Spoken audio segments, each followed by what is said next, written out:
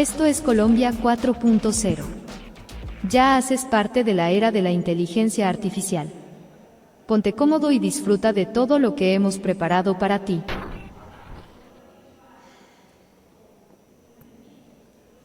Muy buenas tardes a todos, damos la bienvenida a todos los asistentes de Colombia 4.0, edición día, quienes nos acompañan de manera presencial aquí en Encorferias y quienes nos acompañan en nuestra transmisión vía streaming desde la página www.col40.co. Los mejores speakers del sector TIC y de la industria digital en un solo lugar y de manera gratuita. Este evento, organizado por el Ministerio de las Tecnologías de la Información y las Comunicaciones, nos da a conocer la experiencia de personas que logran que sus ideas del mundo digital se conviertan en una realidad que transforma su vida y su entorno. Bienvenidos a la era de la inteligencia digital. El día de hoy presentamos el panel Cómo crear una EdTech y crecer, con su moderadora Natalia Bonet de Gremio EdTech, Joana Prieto de Geek Girls Latam, Carolina Arenas, ADN Technologies, Alejandra Calderón, Documatec y Anabela Laya de Acredita. Bienvenidos.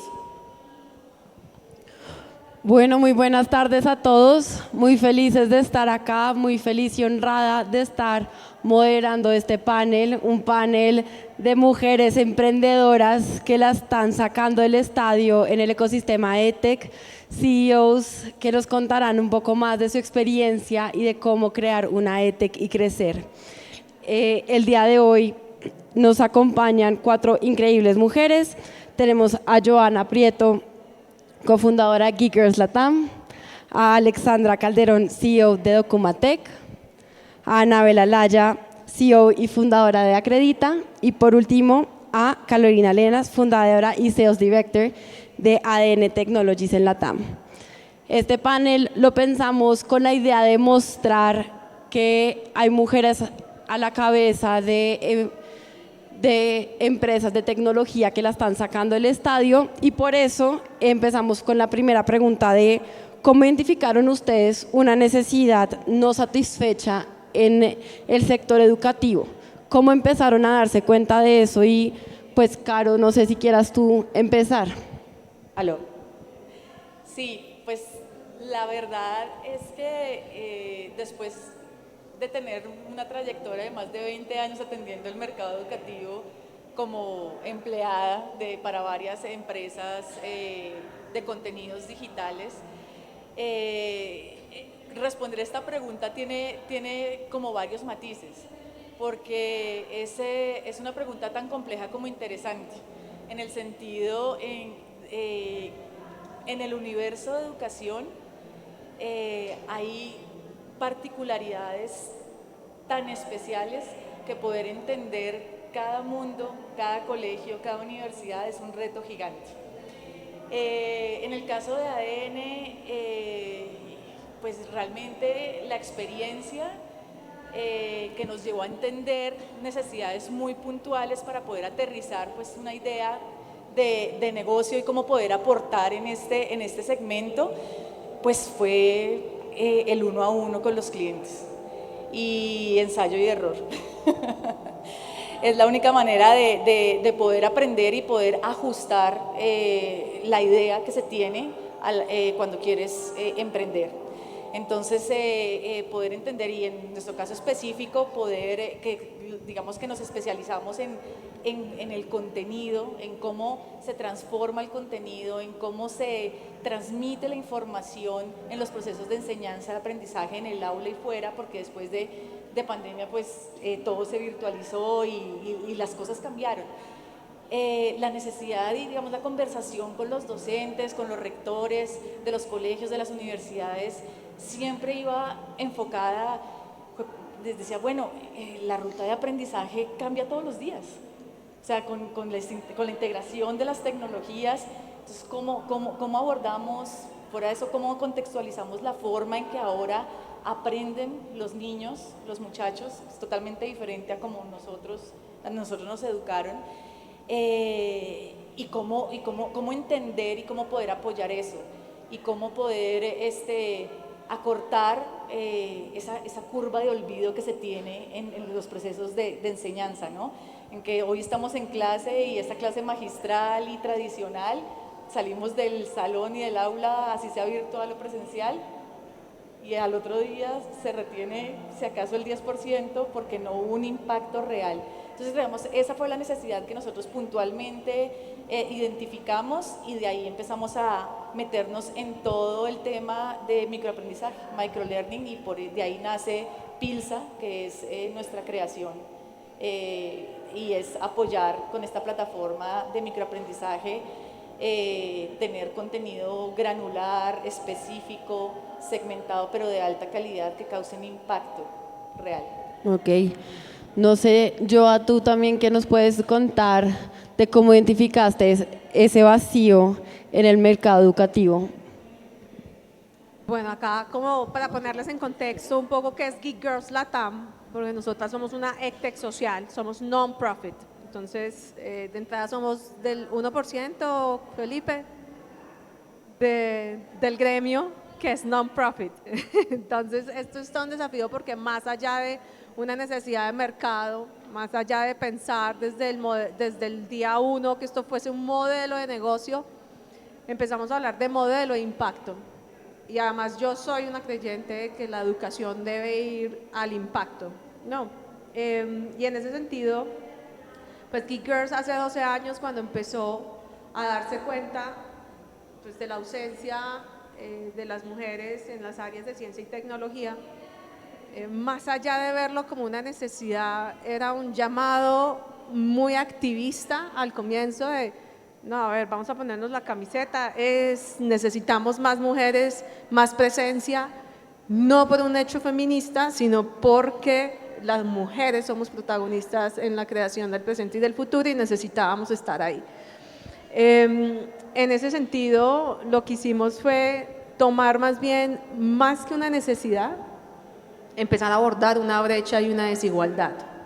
Entonces, cuando se empieza a ver de esa manera, dejas de ver esa educación como un negocio y empiezas a verlo como la oportunidad de empezar a transformar una sociedad y la vida de las personas, en este caso de las niñas, jóvenes y mujeres, ayudándolas no solamente transfiriendo conocimientos, es decir, en el mero ejercicio de la formación, sino de ayudar a transformar la vida de seres humanos. Y entonces hablábamos de temas de empoderamiento, de temas de liderazgo y de finalmente de lo que es el modelo de Geek Girls que se inspira en Poder a Conecta, que no solamente hacemos transferencia de conocimiento y herramientas, sino además estamos hablando de un impacto y un modelo desde el ser para el quehacer. Es decir, nos interesa genuinamente el ser humano y trabajamos temas de mentalidad de crecimiento, temas de las habilidades para la vida, temas de autoestima, temas que realmente impactan primero al ser humano y que él mismo en su entendimiento y su comprensión pueda decidir cuál es su camino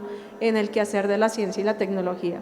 O sea, digamos que ahí cambiamos un poco la perspectiva de decir, vamos a hacer bootcamps de programación. ¿Quién dijo que las mujeres queremos hacer solo bootcamps de programación? ¿No? El mundo de la tecnología, de la ciencia y de la sociedad es tan grande, tan amplio, que cualquier persona tiene un lugar. El desafío es que cada ser humano tenga ese lugar en el mundo a partir de lo que quiere, a partir de su vocación, a partir de su propósito, a partir de lo que le gusta. Entonces, haber entendido eso desde el día uno nos permite empezar a crear un modelo más de impacto, de transformación de ese ser humano, del ser para el quehacer, y empezar ahora sí a entender cómo podríamos empezar a ofrecer un poco más en nuestro modelo que es B2B, es B2G, B2 cooperación internacional, porque nosotros somos non-profit, ¿no? Entonces empezamos a beneficiar comunidad, pero hacer entender la comunidad que era un protagonista activo dentro de él y no un mero beneficiario de lo que estábamos haciendo. Entonces, de entrada ahí como que no únicamente era una necesidad, es un vacío dentro de la sociedad, es unas enormes brechas existentes de desigualdad, donde es indispensable la presencia de las niñas, las jóvenes y las mujeres, no solamente en el uso y la apropiación, sino sobre todo en la creación de ciencia y tecnología. Entonces, por ese lado, Geek Girls encontró propósito más que la necesidad de un modelo de negocio. Ahora, de todas maneras, quitando el romanticismo, porque pues hasta ahí puede sonar muy bonito, ¿no? Madre Teresa de Calcuta,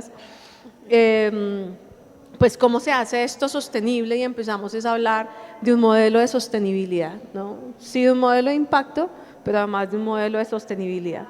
Ahora, haciendo aquí al margen la aclaración de que, claro, ser non-profit nos cuesta desde el día uno, porque no hay una cultura, no hay una mentalidad, no hay una sociedad, ni siquiera un sector privado, ni público, ni siquiera el sector social se piensa de una manera estratégica o de un aliado estratégico dentro de una sociedad.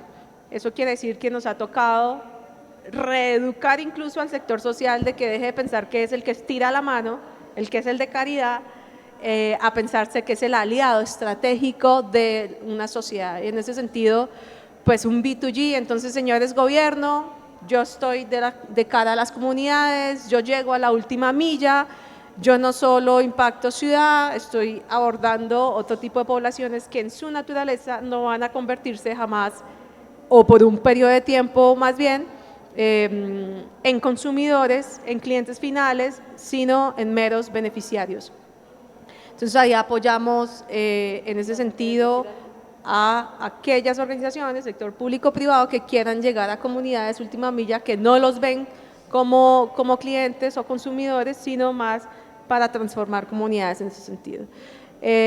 Obviamente en un B2B pues es nuestro principal cliente, ahí sí es el digamos modelo de negocio, necesitamos indispensablemente de grandes sponsors que nos ayuden a financiar lo que nosotras hacemos ya de impacto de cara a los beneficiarios. Y en un modelo B2C, que es donde nos hemos estrenado en el último año, ha sido muy difícil, porque claramente cuando hay una comunidad o un cliente, vamos a llamarlo así, que siempre ha sido beneficiario, le cuesta transformar también el hecho de yo quiero pagar por mi formación, yo quiero pagar por mi desarrollo personal, profesional, etcétera, y $1 o $1 le va a costar porque no está en su cabeza, siempre va a estar con la mentalidad asistencialista, de subsidio, etcétera, etcétera. Entonces han sido grandes desafíos y esto ha hecho que pues nosotros finalmente identifiquemos que la tecnología dejó atrás a todos los sectores económicos, no solamente es un tema de brecha digital en comunidades en condición de vulnerabilidad, sino usted encuentra personas, en Colombia esto es feo, yo no sé, de pronto acá no, acá hay personas de otros países, acá nos inventamos una cosa que se llama estratos socioeconómicos con los cuales dividimos la sociedad, estrato 1, 2, 3, ahí los que más pobres y entonces medio, 4, 5 y 6 son como los más con capacidad económica, vamos a decirlo así. ¿Por qué diferenciar así?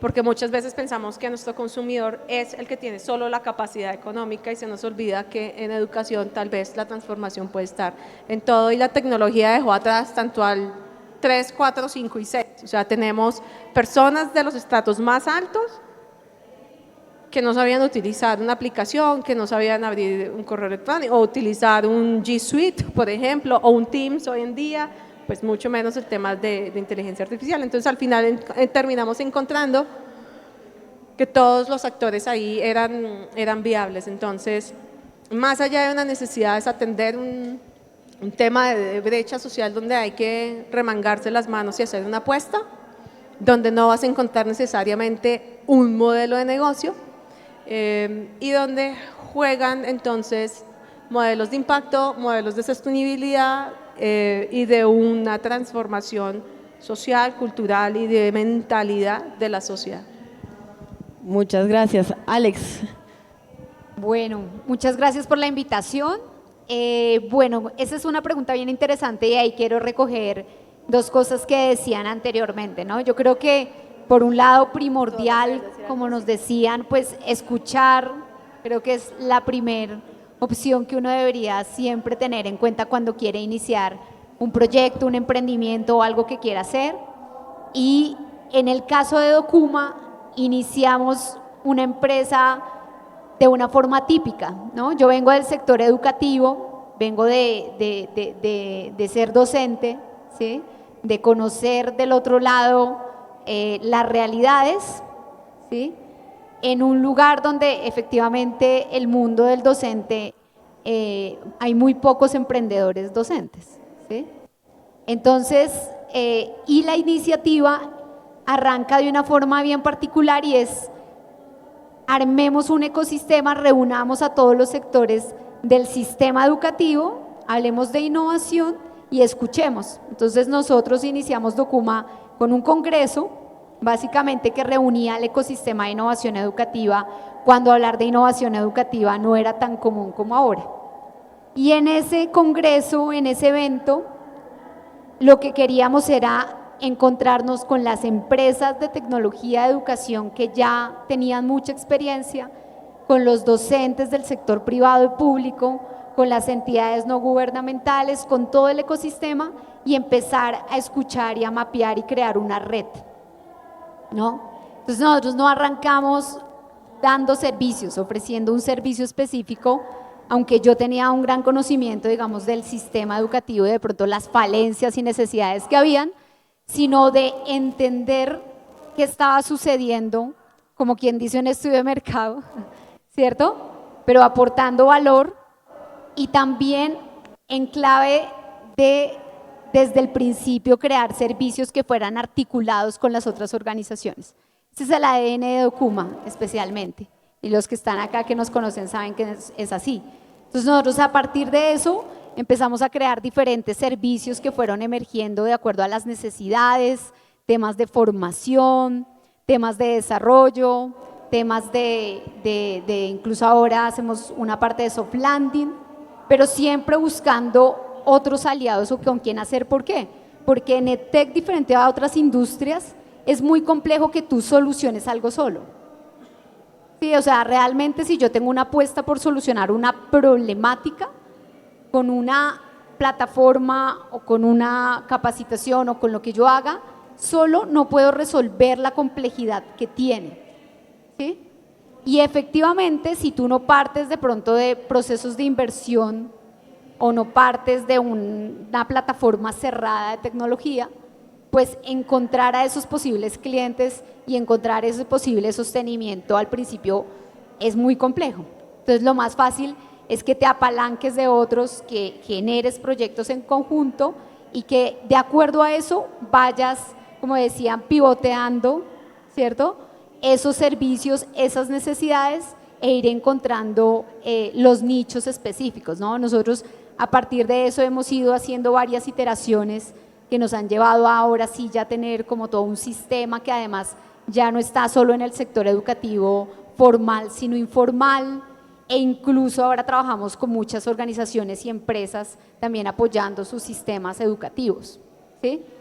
Pero creo que es fundamental y creo que ahí recogiendo un poco, por un lado tiene que ver con esto de pensar, creo que cuando uno tiene en EdTech pues sabemos cuáles son muchas problemáticas, o sea, no es lo difícil, ¿sí? Lo fácil es saber cuáles son las problemáticas, pero encontrar esas soluciones y que eso sea sostenible y escalable, ahí es donde creo que diferente a otros modelos de tech, hay que trabajar siempre en conjunto, en articulación, y creo que por eso el gremio y con todos en algún momento hemos hecho cosas en conjunto que hacen que esto sea sostenible, y en nuestro caso, por ejemplo, bueno, ya ahorita abrimos sucursal y sede en Chile, y bueno, eso se crea justamente como por la naturaleza misma que desde Documa tenemos, que es tejer redes. Documa quiere decir como tejer, y creo que desde nuestro lado esa es como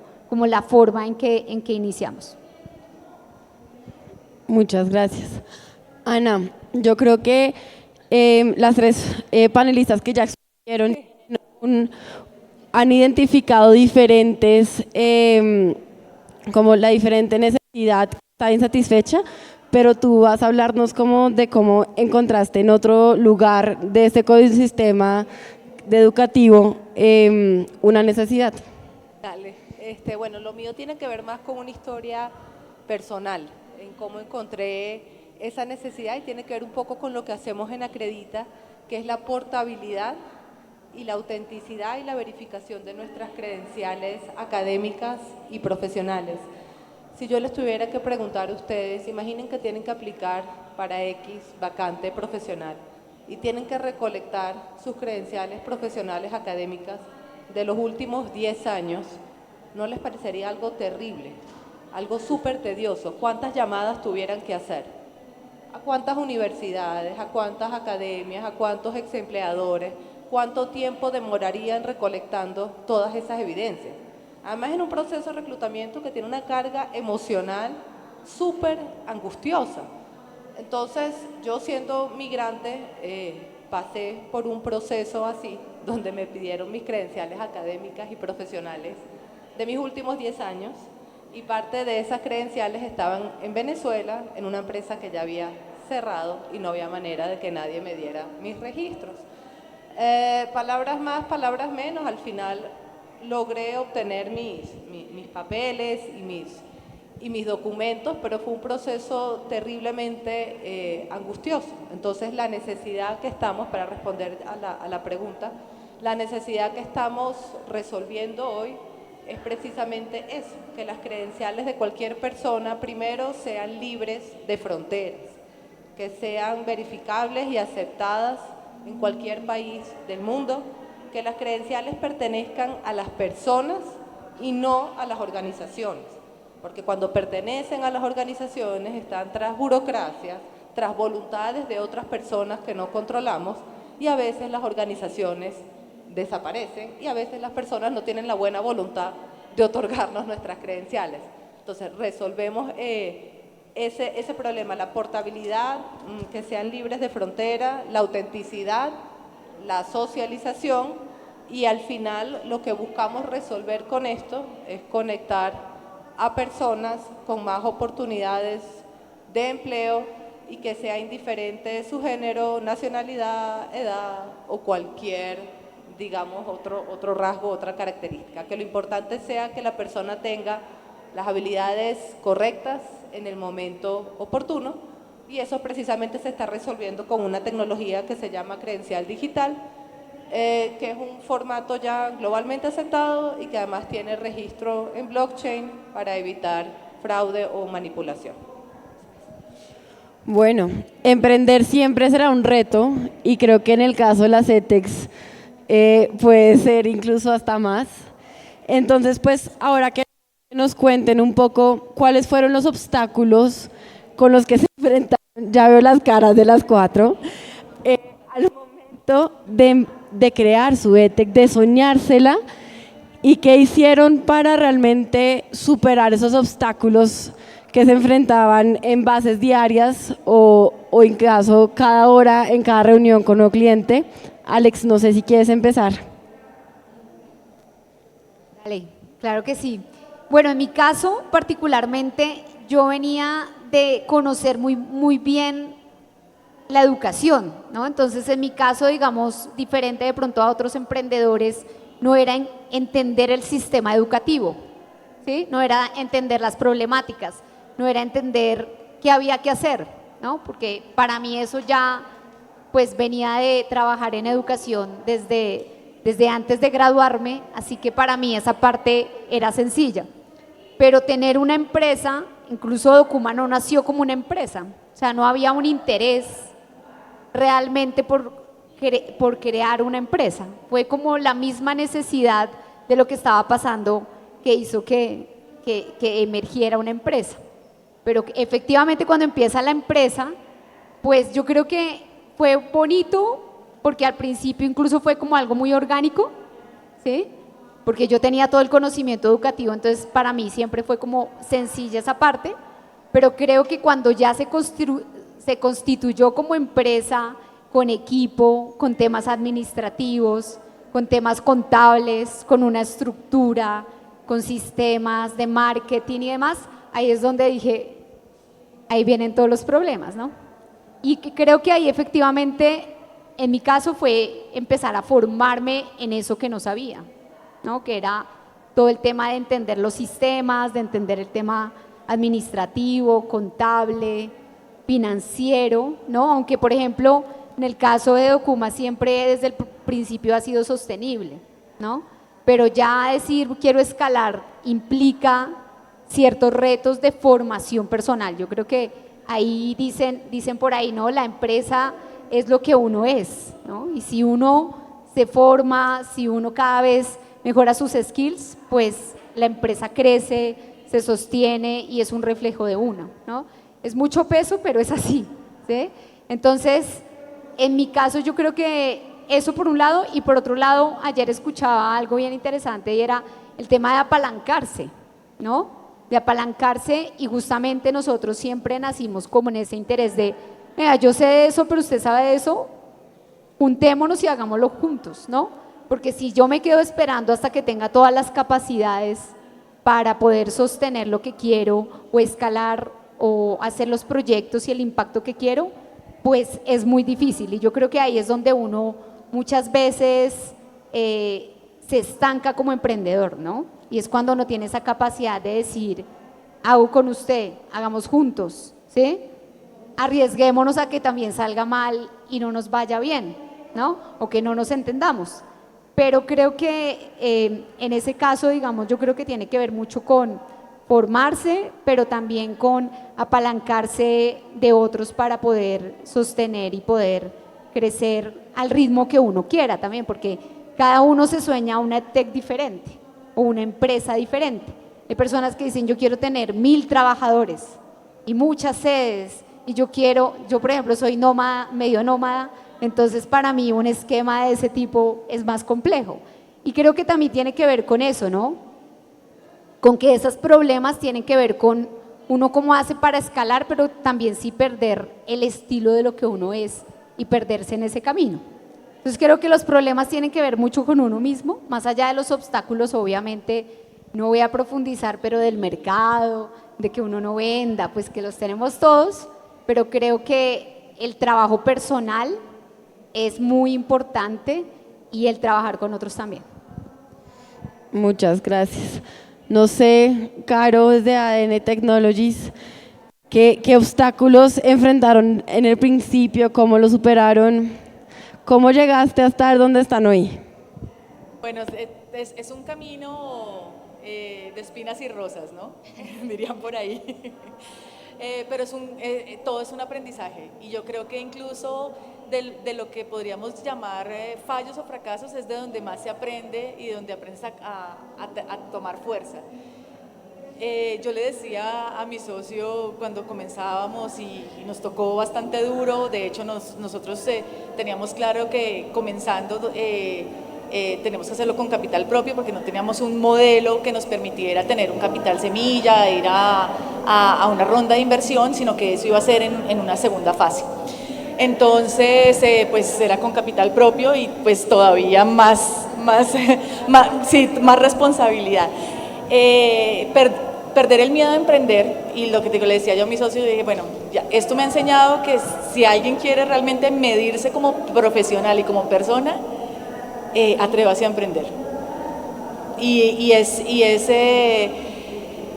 una reflexión que queda y que es posible, con trabajo constante, con disciplina y, como decía Alexandra, aprendiendo sobre temas que van surgiendo cada vez que se va creciendo, para no caer, para no quebrar, porque pues, seamos honestos, o sea, el porcentaje de MIPYMES que quiebran en los 3 primeros años está cerca del 70%, según los datos de Cámara de Comercio de Bogotá. Entonces, y eso tiene unas razones muy puntuales, que también no solo tienen que ver con la falta de apoyo, sino también con la formación.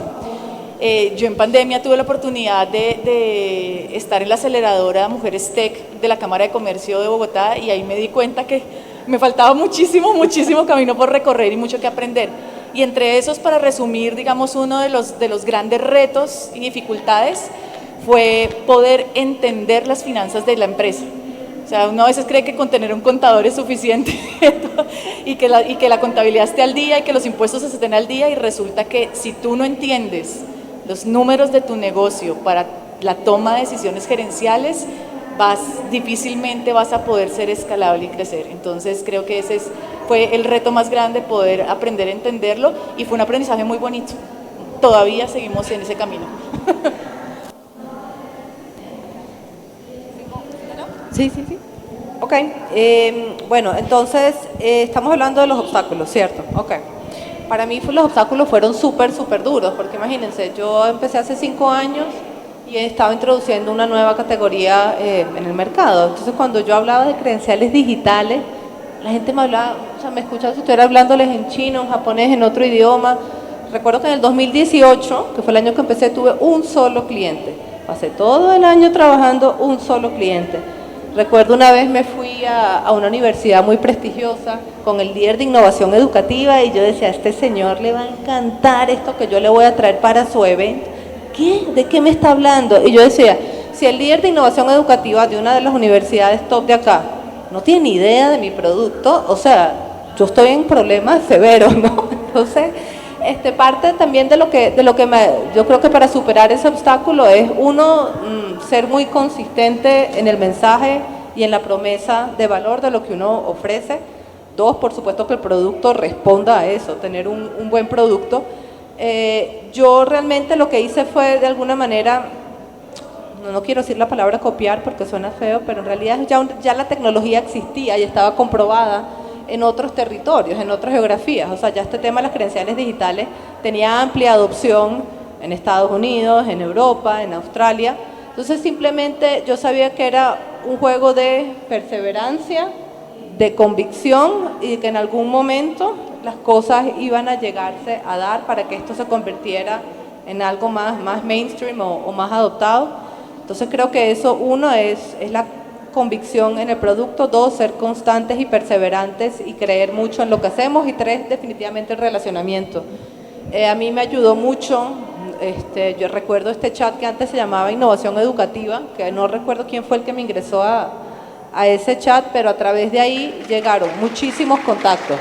Yo te presento a tal persona, yo te hago la intro con no sé quién. Entonces realmente eso creo que fue una de las cosas que me ayudó pues también a superar ese obstáculo entre muchos otros, pero en mi caso fue más un tema de abrir una nueva categoría de mercado que fue durísimo, todavía lo sigo haciendo, hay mucha gente que todavía no conoce lo que hacemos y parte también del trabajo y de lo que sigue siendo un desafío, un obstáculo, es seguir evangelizando y educando acerca del producto.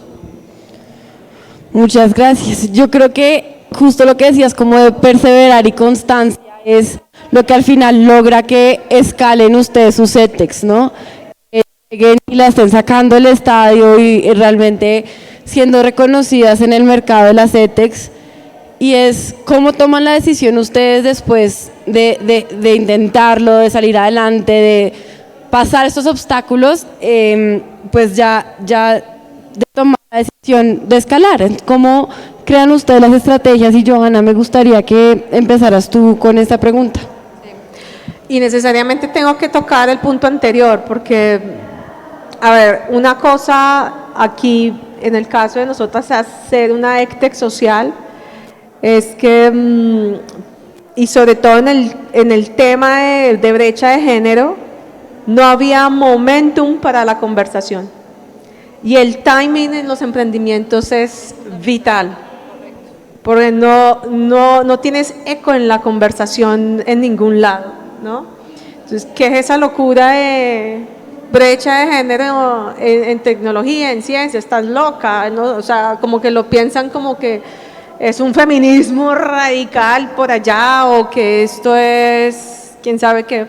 Entonces, eso ha dificultado, digamos, nosotras nos constituimos jurídicamente como una ESAL en 2016, pero nos ha tocado aún al día de hoy que ustedes ven que hasta ahora la conversación de brecha de género en STEM está tomando vuelo, pero nos ha costado liderar esa conversación, abrir terreno en la conversación en los diferentes actores públicos, privados, en general a la sociedad, para que realmente empiece el escalamiento.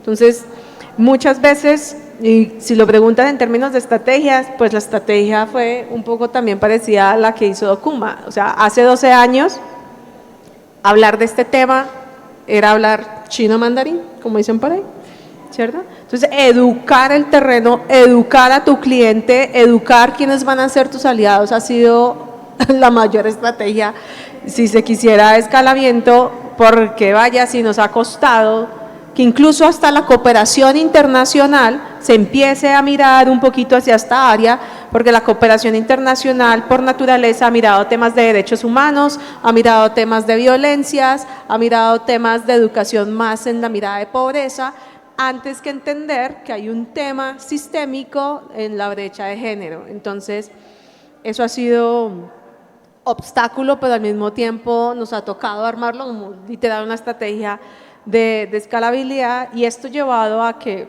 pues, además de no haber momentum, la gente tampoco entiende el lenguaje, y empezando por mí, que yo, al igual que Alexandra, pues llevo en el mundo de la academia más de 20 años, he ayudado a montar modelos educativos, pero ve tú y cambia tu discurso de emprendimiento profit, ve tú cambias tu discurso de el business model, ve y cambias tú el tema de los KPIs, ve y tú cambias el discurso y siéntate a hablar con los emprendedores sociales y cómo es hacer intervenciones en el sector social. A mí me deberían dar un doctorado honoris causa, les digo, porque llevo literal los 7 años aprendiendo del sector social y no paro de aprender, porque es un obstáculo en sí mismo. Por lo que les digo, no, es un sector que, entre otras, si fuésemos a hablar que todos estamos en el mismo tablero de ajedrez, no lo estamos. Estamos en desventaja por la regulación. Somos más regulados nosotros que las empresas profit. Somos 3 veces más regulados. Claro, ¿por qué? Porque históricamente, lo sabemos, el sector social fue utilizado, al menos en Colombia, no voy a hablar de los otros países, pero en general es América Latina, pero voy a hablar por mi país. Las empresas del sector social se utilizaban para lavar activos, para corrupción, para hacer todo menos lo que debe hacer una empresa del sector social. Entonces eso no, culturalmente nos ha costado también, porque entonces también se llega al, bueno, ¿y cómo es el CBY acá? Pensando, el CBY se entienden todos acá, no sé. Eso es la expresión del cómo voy yo aquí para decir el tema de corrupción. Yo me acuerdo que alguna vez cuando me sentaba con políticos, tratando de abordar un tema desde el sector público, que teníamos un modelo para implementar en una región, el tema era, bueno, ¿cuánto vale este proyecto? Tanto vale. Bueno, ¿y cómo voy yo ahí, no? Decía el político. Y yo, haciéndome la pendeja, ¿no? Yo no entiendo a qué se refiere, ¿no? Sí, o sea, esto me cuesta tramitarlo, esto no sé qué, y dice más. Y yo sí, como ni escueta, yo no tengo, así como dicen, pelos en la lengua, yo sí le dije, no, mire, con lo que usted me está cobrando de coima, de comisión, de como ustedes lo quieran llamar, estoy impactando a 300 jóvenes en la región. Entonces, y al día de hoy llevamos 7 años y no he hecho el primer proyecto con el sector público. Con eso se los digo todo.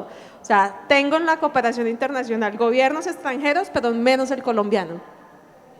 Pues yo no sé si es que sea un problema en Colombia, no sabemos que es en toda América Latina. Entonces eso se convierte también en un obstáculo, porque asimismo es, por ejemplo, las alianzas temporales para las grandes licitaciones, que también es un tema de, pues el monstruo se come al chiquito, ¿no? Y en este caso pues nosotros somos las chiquitas, a pesar de que tenemos todo el modelo, eso es un gran obstáculo.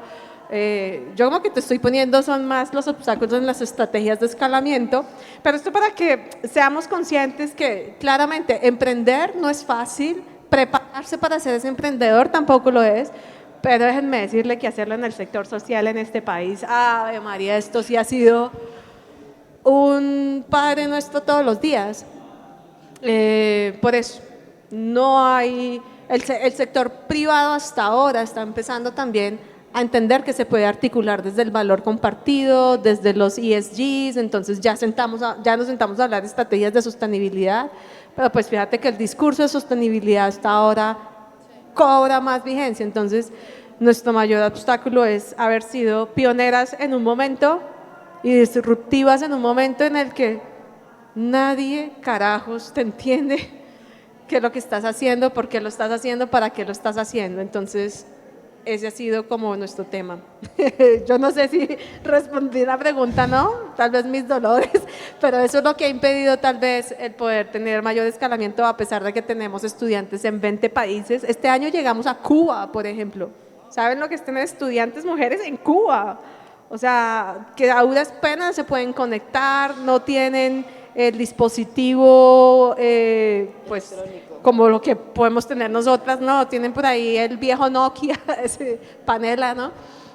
Entonces ha sido un desafío, pero es ahí donde nosotras hemos decidido hacer esa apuesta, remangarnos, y porque nadie lo quiere hacer, ¿no? Entonces nosotras estamos ahí.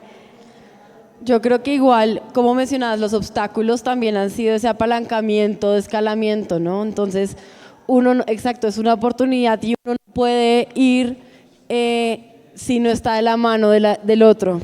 Y claro, con ese statement, no sé si tú tienes como, aquí está, pues algo que aportar en eso, sabiendo pues cómo ha sido su recorrido a llegar a donde están hoy. Después de escucharte, pues concuerdo 100% en las dificultades y en los retos.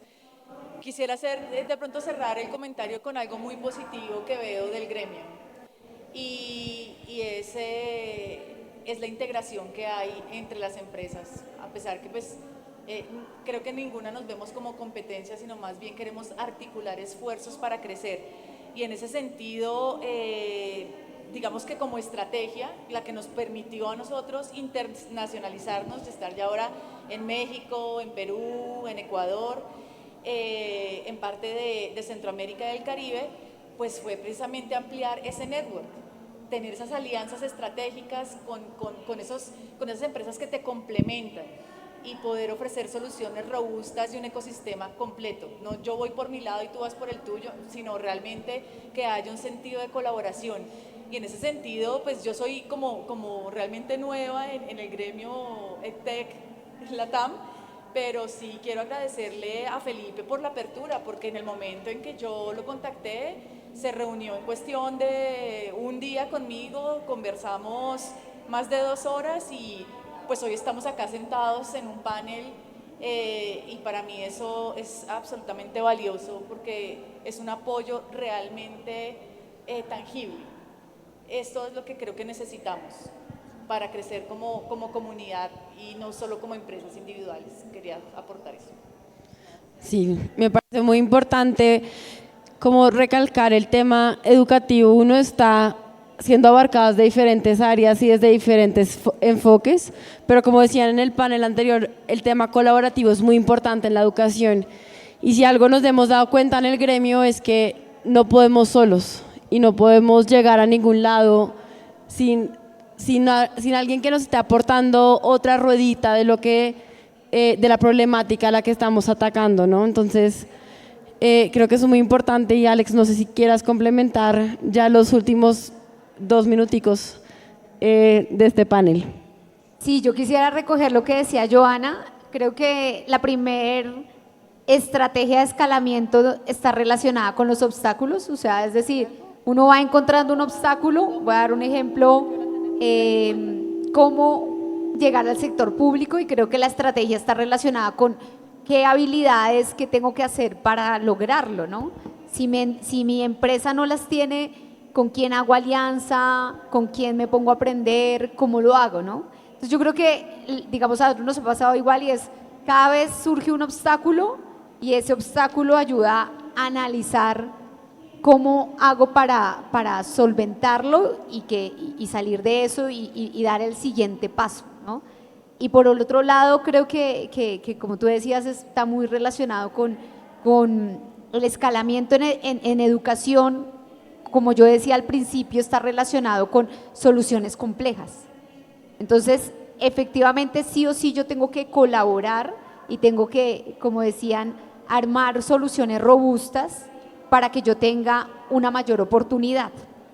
¿Por qué? Porque a menos que yo tenga inversión y esté en ruedas de inversión, sí, exacto.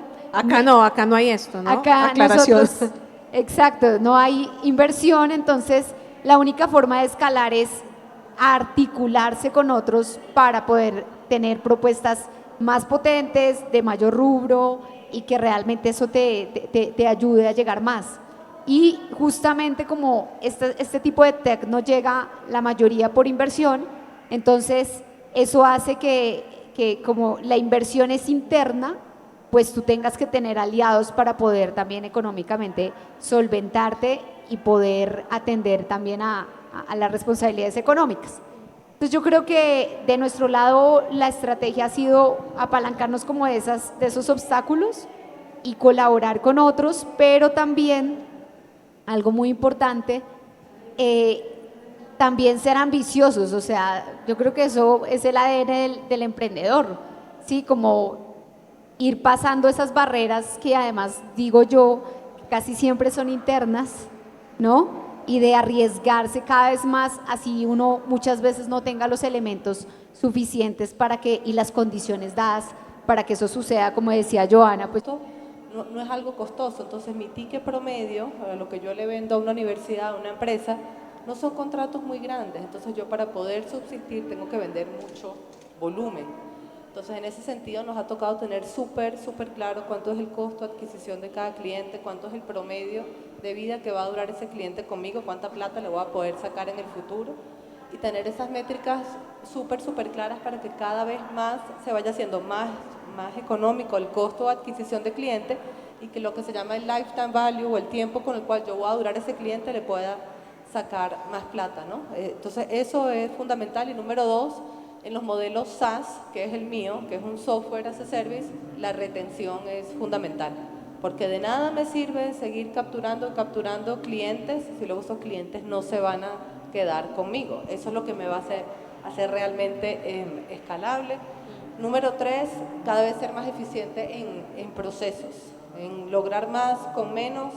Nosotros siempre fuimos una empresa, empezamos aquí en Colombia, luego nos expandimos a Latinoamérica, y empezamos a hacer lo que se llama inside sales, o sea, ventas demo a otros países totalmente virtual, con videollamada. Poquito a poquito fuimos así, y luego en la pandemia todo pasó a ser virtual. Entonces desde Colombia se facturan a 10 países diferentes. Entonces no ponernos esa limitación de que necesitamos que sea un country manager o un vendedor en México, en Perú, en Ecuador. Realmente ahorita el equipo sentado en varias ciudades de Colombia podemos atender a varios países, entonces sin ningún problema. Entonces también es quitarnos esas barreras mentales de que no necesitamos tener presencia en otros países para poder internacionalizar.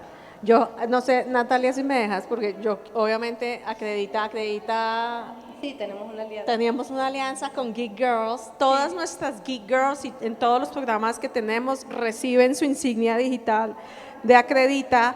Y creo que si lo llevamos a temas de escalamiento, el hacer visibles las insignias de nuestras Geek Girls y la causa, pues hacen, por supuesto, que Acredita también crezca, ¿no? Es otras estrategias que existen ahí. Correcto, Así que network effect.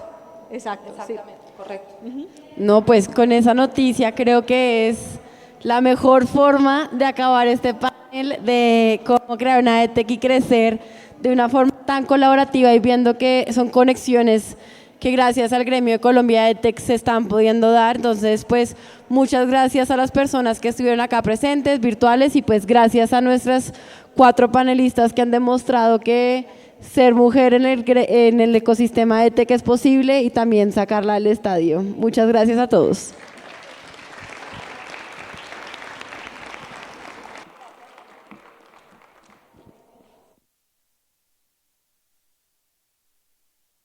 Les damos las gracias por asistir a Colombia 4.0 edición IA. Los invitamos a que consulten toda la programación en www.col40.com.